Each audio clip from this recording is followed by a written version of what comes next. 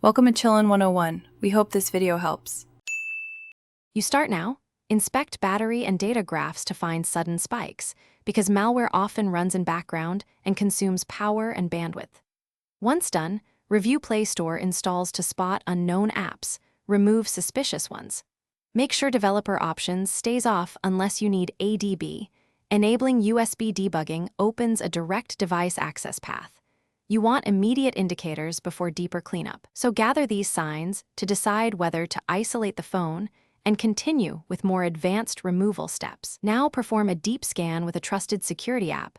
Run a full offline scan if you suspect network-based control, because that avoids remote interference.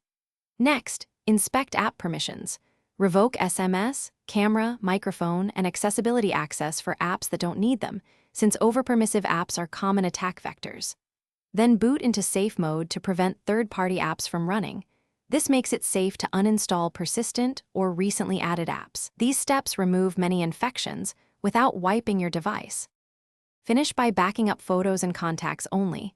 Avoid saving APKs or unknown files. If suspicious behavior continues, perform a factory reset to restore a clean system. This removes deep-rooted malware.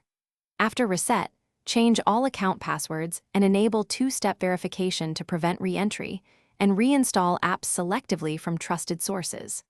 If the reset doesn't stop symptoms, flash the phone with official firmware or contact a professional technician, because persistent tampering may require re-imaging hardware-level parts. Thanks for watching. Consider subscribing if we helped you.